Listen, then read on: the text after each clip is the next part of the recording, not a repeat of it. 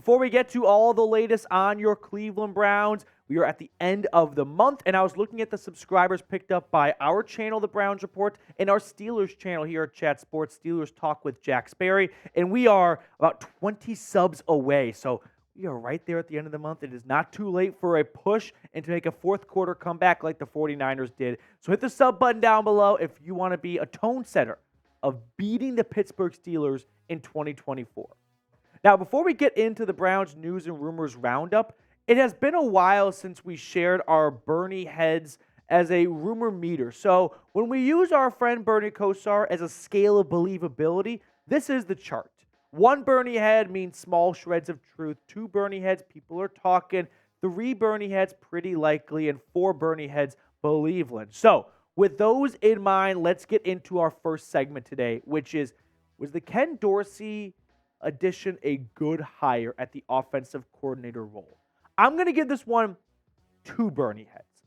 I think if you're acting like it's a 4 Bernie head, you're probably just trying to speak it into existence a little bit, more than maybe you absolutely believe it to your core. And if you're a 0 Bernie head, a fake news kind of person, you just always believe in the worst.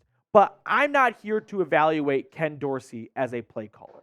And that's what I wouldn't say led to his demise in Buffalo. It was more so the turnovers, which he's not the one on the field turning it over. But all I care about out of Ken Dorsey is his ability to maximize Deshaun Watson. That is the number one thing that has to be accomplished with this hire. What can Ken Dorsey bring to the table when game planning for getting the most out of Deshaun Watson for all 4 quarters? Because Deshaun Watson is a very talented quarterback, but even himself has admitted he's not the best at the first quarter, the first half, the first 15 plays. And that's not a slight against Kevin Stefanski's pregame script. That is just him as a quarterback all the way from high school to the pros. He's always done better as the season has progressed and as the game has progressed. When you've got superstar quarterbacks in the AFC like Patrick Mahomes, Lamar Jackson, Josh Allen, Justin Herbert, and the list goes on, you need 4 great quarters out of your quarterback. So I'm not quite sure if you can get by that way. But let's kind of just dispel some of the fallacies a little bit surrounding the Buffalo Bills offense. So the Buffalo Bills, when they moved on from Ken Dorsey to go to Joe Brady as the interim head coach, I think some people believed their offense dramatically improved. Facts don't care about your feelings. And the facts say the offense under Ken Dorsey versus Joe Brady really wasn't any different. They averaged 0.8 more points per game. Like, if that's what you want to hang a banner over, that Ken Dorsey got them a little bit less than a point a game more, good for you, I guess. But the big number difference is the turnovers. And in Ken Dorsey's defense, I've never been a big believer in coaches are responsible for turnovers. Coaches are not the ones putting the ball on the ground. Coaches are not the ones throwing the football. A coach can do everything up to playing the game. That goes all the way from Little League to the pros. Coaches can put players in better positions to be successful, but they are not the ones who drop the ball when they take a big hit. And that's not something that we can fairly put on Ken Dorsey. Now, Josh Allen is going to be used as a measuring stick for Deshaun Watson with Ken Dorsey now as his offensive coordinator. And once again, facts don't care about your feelings. Let's look at Josh Allen's stats with his 3 different offensive coordinators. With Brian Daboll, and again, they're not all equal because some of these are at different points in Josh Allen's career. But under Brian Daboll, you can see that he had 62% completion percentage, 231 yards per game, and a rating of 91 on the dot. Under Ken Dorsey, completion percentage up, yards per game up, rating up. Under Joe Brady, completion percentage down, yards per game down, rating down. I'm not here to say that Ken Dorsey is the perfect offensive coordinator. What I'm here to say is if your reason for disliking the Ken Dorsey hire is because the Bills were better without him, that's just actually not really true. I mean, there's a bazillion metrics you can use to evaluate players and to push your agenda or your narrative, but some of the vanilla-esque metrics to evaluate success for offenses in the NFL all show that Ken Dorsey wasn't necessarily the problem in Buffalo. It was they could not finish off drives. They kept stalling out, and that is something you can put on Ken Dorsey. but they also are turning the ball over at an extremely high rate. And that's not on Ken Dorsey, in my opinion. So grade the Ken Dorsey hire, A, B, C, D, or F. Scroll on down. It's the pinned comment. If an ad break comes on by around this time, while the ad is rolling, give me an A, B, C, D, or F. I'll give it a B. I don't think it's an A grade. I think there are probably coordinators out there that may have been better candidates and could have done a better job potentially, but I don't think it's an F. I don't think it's a D. I think Ken Dorsey can come in here and he can make this Browns offense better. Were there candidates that could have done a better job? Potentially. It's really hard to say. It's January. We're going to debate about this for months on end when nothing can be done until football really gets underway in September. So hit pause on that. We can revisit this conversation later. If you were really against the Jim Schwartz hire, nothing you could have done or said would have proved anything up until football season got underway. And if we revisit that conversation now, for anyone that said the Jim Schwartz hire was a F or a D or a C, you look pretty silly at the moment. Wouldn't you agree? Let's switch gears and let's talk about the next rumor on today's show, which is Tee Higgins. Is Tee Higgins coming to Cleveland? I'm going to give Tee Higgins what did I say? Tee Higgins coming to Cleveland. Give it 1 Bernie head, right in between that 1 to 2 Bernie heads, in my opinion. Because I don't think Tee Higgins posting on Instagram or following a couple of Browns players on Instagram should be the ultimate indicator of Tee Higgins is going to become a Cleveland Brown. Now, if you're not really sure what I'm talking about, this story kind of took Browns Twitter by storm. And that was Tee Higgins followed a couple of Browns players like Elijah Moore and Deshaun Watson on Instagram. And then people started connecting the dots that, oh, well, if Tee Higgins is following Browns players on Instagram, that means he wants to go to Cleveland. Let's actually take a step back here and talk about, this is kind of a crazy thing to unpack, but we're going to unpack why would Tee Higgins follow these Browns players on Instagram? One, a couple of reasons. They could be friends.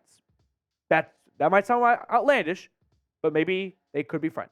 Number two, he could be using this to gain leverage with the Cincinnati Bengals. He has spoke very kindly about the Cincinnati Bengals, about wanting to stay in Cincinnati, so maybe following some of their division rival players on Instagram will light a fire under the Bengals to, up talks with with Higgins and his reps.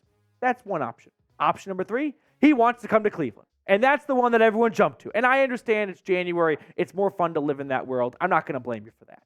But Deshaun Watson on his podcast just a few days ago did talk about Tee Higgins. He said, we're going to take good care of you. The Cleveland fans are going to love you to death. We got the Clemson ties. We ain't get to play with each other, but this is our opportunity. So, man, come on over to the land. Personally, as fun as it might be to talk about Tee Higgins coming over to Cleveland, pairing with Deshaun Watson and Amari Cooper, which would be insane, I don't see it happening. And there's 2 big hurdles.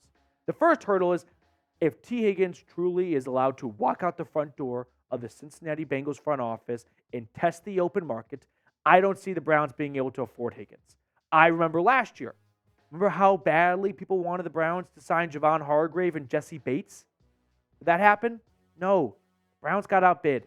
And I think Tee Higgins will very likely be outbid by other teams who have much more cap space than Cleveland. That's hurdle number 1. Hurdle number 2 is I don't really believe the Cincinnati Bengals are going to let Tee Higgins just walk out the front door. I would envision they would put the franchise tag on him. Maybe try and work out a long-term deal, but they may end up doing a tag and trade situation. And if that happens, they are not trading him to the Cleveland Browns. And I don't think I need to explain why. But if they really do let him walk out the front door and test the open market, Spotrac does contract projections for some of the marquee free agents. I don't think it's the most 100% accurate projection because that's what it is, a projection. But they think Tee Higgins on the open market could get a 4-year, $74.4 million contract. That's an average of $18.6 million. Amari Cooper's got a $20 million cap hit this year. You're going to bring Tee Higgins in, probably do the Andrew Berry special of low cap hit year 1 and then balloon it up towards the end. And maybe they could get that through, but it doesn't seem very likely the Browns would be able to afford Tee Higgins if a bidding war came down to it because the Browns are currently about $20 million over the cap. And they can get below the cap, but are they going to get below the cap enough to give Tee Higgins what some other teams with much more cap space could? That I'm not so confident about. But we can all agree that Tee Higgins is a great player. I mean, sure, none of us are big supporters of the Cincinnati Bengals, but we can at least acknowledge that Tee Higgins has been the number 2 in Cincinnati, and I think he's ready to leave Kentucky and be the number 1 in a lot of other places. And with the Browns, he could inherit the number 1 role after Amari Cooper moves on. So will Tee Higgins, in your opinion, end up in Cleveland? Yes or no, right? Not do you want to see Tee Higgins come to Cleveland, but gun to your head type of situation. Is Tee Higgins a Brown? I don't think he is. It would be awesome, don't get me wrong, but just I don't believe that's going to be the case. Now, before we get on to the final rumor on today's show, I do want to tell everyone about Prize Picks. Now, what is Prize Picks? It's the easiest and most exciting way to play daily fantasy sports. Instead of battling thousands of other players, including pros and sharks, you pick more than or less than on 2 to 6 player stat projections and watch the winnings roll in. So for Super Bowl Sunday, here are some of my selections. I like the more on Patrick Mahomes at half a passing yard. I also like the more, can we actually just half a passing yard? That's what Prize Picks is doing for the dog pound. I also like the more on Isaiah Pacheco at half a touchdown. And then finally, the more on Brock Purdy's passing yards at 248.5. So if you like my selections, feel free to ride with me. Another piece of advice, if you struggle with your girlfriend or wife or fiance staying engaged in a football game, make a Prize Picks selections for them and say, hey, if this hits, dinner on Prize Picks. Steak dinner, thanks to my selections. So go to prizepicks.com/CLNS and use code CLNS for a first-time deposit match up to $100. That link is in the comments and description of today's video. Third rumor on today's show, Maurice Hurst. Is he going to return to Cleveland? I'm going to give this one 2 Bernie heads, but it's much closer to 3 Bernie heads than 2 Bernie heads. So Maurice Hurst recently did an interview. He was at a Cleveland sports event, and he talked about potentially returning to the Browns. And here's what he had to say. It's definitely a special spot. I've been lucky to be at a few great spots. Being here with the guys that we have in that room, and the coaches that we have, it's really something that you can tell we are building. That we could be that team that wins it all at some point. Maurice Hurst was signed for a cheap 1-year, $1.2, $1.3 million contract, and man, did it pay off. For being a rotational defensive lineman, he had 1.5 sacks, 4 tackles for loss, 5 QB hits. Oh, and he had that awesome interception against the Colts as well. Maurice Hurst as being this team's number 3, number 4-esque defensive tackle, going with Jordan Elliott and Dalvin Tomlinson. I loved what I saw out of Mo Hurst. And so did Andrew Berry, by the way. Here's what he had to say about Maurice Hurst returning. Mo was excellent. Not just the acrobatic pick he was able to make in the Seattle game, but he really embodied what we wanted in an attack front throughout the entire year. And as you all probably got a sense of, Mo's a big personality.